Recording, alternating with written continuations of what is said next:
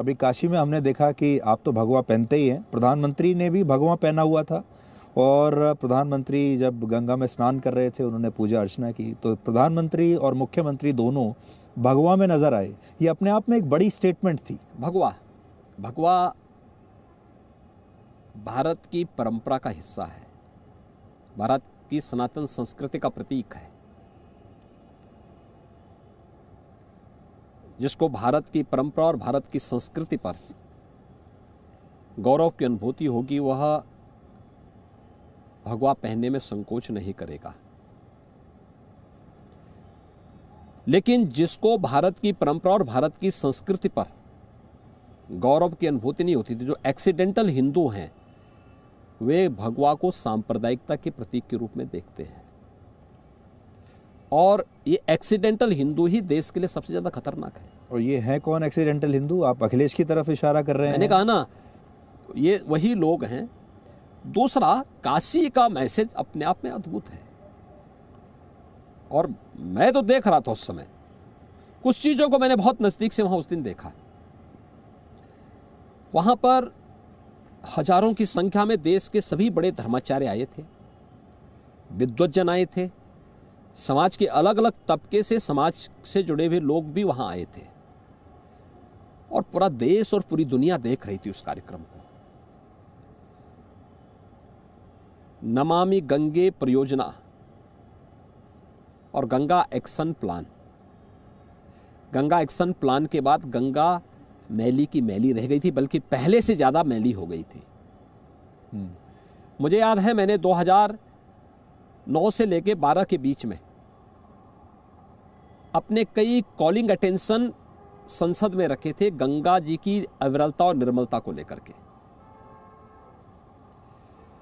और उस समय मुझे याद है एक बार जब माननीय मीरा कुमार जी स्पीकर थी, तो उस समय एक कॉलिंग अटेंशन गंगा जी की अविरलता और निर्मलता को लेकर के मैंने लगाया था। तो उनसे मेरी चर्चा हुई, मैंने स्वयं भी व्यक्तिगत रूप से मिलकर के उनसे रिक्वेस्ट किया था कि आप मुझे इस पे थोड़ा चर्चा करवाने दें संसद में। तो उन्होंने मुझसे पहले समझा, कहा कि आप किन मुद्दों को उठाना चाहते हैं। मैंने कहा नहीं, मेरा विषय केवल आध्यात्मिक नहीं होगा और मेरा विषय डेवलपमेंट को रोकने का भी नहीं होगा, लेकिन गंगा गंगा है, हमारी आस्था की प्रतीक है, भारतीयता की प्रतीक है और मुझे इन मुद्दों को, उन्होंने उसको अप्रिशिएट किया। उन्होंने कहा नहीं, हम मौका देंगे और मैंने उठाया था। और तत्कालीन भारत सरकार के मंत्री ने मुझे जवाब दिया था संसद में इस बात को लेकर के कि हाँ, गंगा एक्शन प्लान लागू होने के बाद 1986 के बाद से गंगा पहले से ज्यादा मैली हुई है।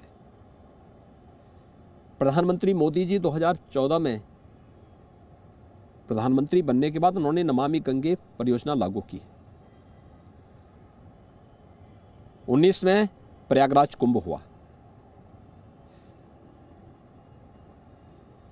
प्रयागराज कुंभ के पहले जिस भी धर्माचार्य ने, जगत गुरु ने, धर्माचार्य ने, संत ने, महामंडलेश्वर आचार्यगण आए थे, श्रद्धालु जन आए थे। 2014 के पहले जिस भी कुंभ में कोई आया होगा, क्योंकि 13 में कुंभ लगा था, मुझे याद है 13 में मॉरिशस के प्रधानमंत्री जी आए थे कुंभ में, प्रयागराज कुंभ में, और वहां गंदगी देख करके, गंगा की दुर्व्यवस्था को देख करके, वहां पे गंगा जी के जल को देख करके उन्होंने दूर से प्रणाम करके कहा था कि क्या यही गंगा है, और वह चुपचाप वहां से निकल गए। उन्होंने कहा मैं स्नान नहीं करूंगा। 2019 में भी कुंभ हुआ और प्रधानमंत्री जी ने पहले हमें इस बारे में कहा कि कुंभ होगा तो एक बात नोट करना, पहला संदेश स्वच्छता का होना चाहिए, कुंभ परिसर में भी और गंगा जी की निर्मलता को लेकर के भी। और केंद्र और प्रदेश सरकार ने सामूहिक प्रयास किया। अविरल गंगा, निर्मल गंगा की धारा को हम लोग प्रयागराज कुंभ के दौरान भी श्रद्धालु जनों को, संतों को उपलब्ध करवाए थे। ठीक। और फिर काशी विश्वनाथ धाम के उद्घाटन के समय प्रयागराज कुंभ में भी प्रधानमंत्री जी ने संगम में स्नान किया था जी। स्नान करने के बाद आपने देखा होगा प्रधानमंत्री जी ने स्वच्छता कर्मियों के पांव प्रक्षालन किए थे। क्या किसी प्रधानमंत्री जी ने कभी सबसे नीचे पायदान पर बैठे हुए किसी ऐसे कर्मी को सम्मान देने का काम कभी इससे पहले हुआ? कभी नहीं हुआ। देश के लिए अद्भुत घटना थी, अद्भुत घटना थी वो। जी बिल्कुल। और पूरा देश उस घटना को देख करके अभिभूत हुआ था, आह्लादित था। देश के प्रधानमंत्री मोदी जी जैसा लोकप्रिय नेता सफाई कर्मियों के पांव प्रक्षालन का काम करे, अद्भुत घटना थी। और काशी में आपने देखा होगा, प्रधानमंत्री जी आए, गंगा जी में उन्होंने डुबकी लगाया, स्नान करके गंगा जल कलश में लेकर के आए, भगवान शिव का अभिषेक किया और अभिषेक करने के बाद फिर श्रमिकों के ऊपर पुष्प वर्षा करके उन्हें सम्मानित किया। आप लगातार उनको दिखा रहे थे, जब आप हमने तस्वीरें देखी तो, और मैंने इस चीज को देखा उस समय, एक एक धर्माचार्य की आंखों में आंसू थे, क्योंकि उसे रामायण के दृश्य याद आ रहे थे। क्योंकि यही तो वास्तविकता है भारत की। आप भी भावुक हुए थे उस दिन, कैसा लगा आपको? मेरे लिए तो अद्भुत क्षण था कि मुझे काशी विश्वनाथ धाम के इस प्रोजेक्ट के साथ नजदीक से जुड़ने का सौभाग्य प्राप्त हुआ। प्रधानमंत्री जी के मार्गदर्शन और प्रेरणा से इस कार्यक्रम के साथ जुड़ने का अवसर प्राप्त हुआ। और ये हमारे लिए अद्भुत वो है कि देश के शीर्ष संवैधानिक पद पर बैठा हुआ एक दुनिया का लोकप्रिय नेता श्रमिकों को सम्मान दे।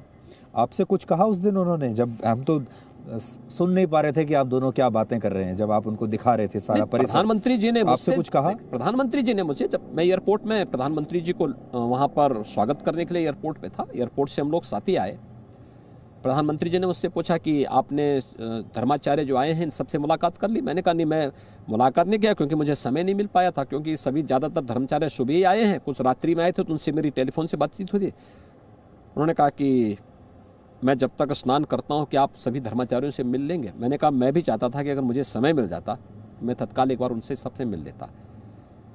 और हजारों धर्माचार्य आए थे, जगत गुरु आए थे, धर्माचार्य आए थे देश के, और उन सभी महामंडलेश्वर आचार्यों को मैंने मिलने का एक सौभाग्य था। तो मैंने कहा मैं उन सबसे मुलाकात करता हूँ, मैं उनसे मिलने के लिए आया। फिर प्रधानमंत्री जी का एक कार्यक्रम के साथ जुड़ने का अवसर प्राप्त हुआ, सौभाग्य प्राप्त हुआ। अद्भुत घटना थी। अब इस घटना को भी देखिए, काशी में शिव जी को श्रमिकों के साथ जोड़ना, तब भारत महान होगा जी। और भारत इसी महानता को निरंतर आगे बढ़ा रहा है, और ये केवल प्रधानमंत्री मोदी जी कर सकते हैं, आज तक किसी ने नहीं किया।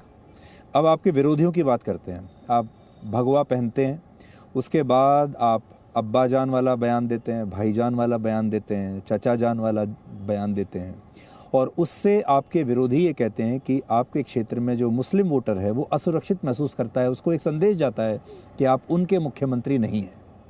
देखिए, मुख्यमंत्री के रूप में मैं प्रदेश की 25 करोड़ जनता को जनार्दन का स्वरूप मान करके उनकी सेवा करता हूं,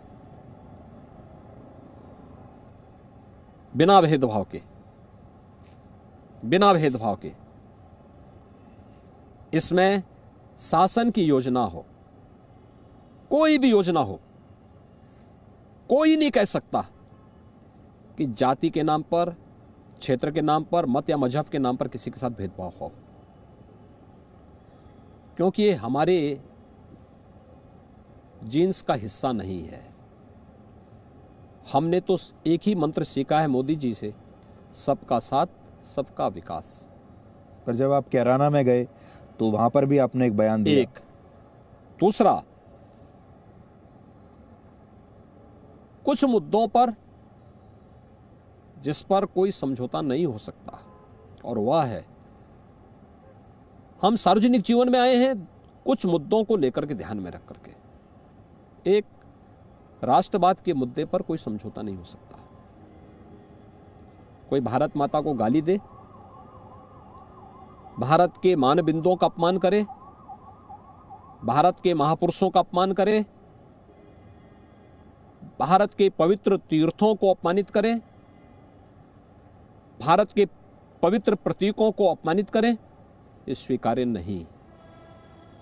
दूसरा, सुशासन के लक्ष्य को प्राप्त करने के लिए किसी भी प्रकार के त्याग की आवश्यकता पड़ेगी तो करने में पीछे नहीं हटेंगे। तीसरा, विकास के मुद्दे पर भी कोई समझौता नहीं। और इन तीनों को हम लोगों ने ईमानदारी के साथ यूपी के अंदर लागू किया है। एक दूसरा, असुरक्षित उत्तर प्रदेश के अंदर वही आज समझता है जो गलत गतिविधियों में लिप्त होगा, पेशेवर माफिया होगा, जिसने गरीबों की संपत्ति को हड़पी है, पेशेवर अपराधी होगा जो राह चलते हुए लोगों को गोली मार देता था या जगह जगह दंगे करवाते थे, वही अपने आप को सुरक्षित महसूस करते होंगे। उत्तर प्रदेश की कोई भी जनता आज के दिन पे अपने को असुरक्षित महसूस नहीं करती है। तो ये लोग कौन है जो आपसे ही असुरक्षित महसूस करते हैं? मैंने कहा ना, अब ये तो आपको देखना है ये वे कौन लोग हैं, क्योंकि जिन लोगों के कारण प्रदेश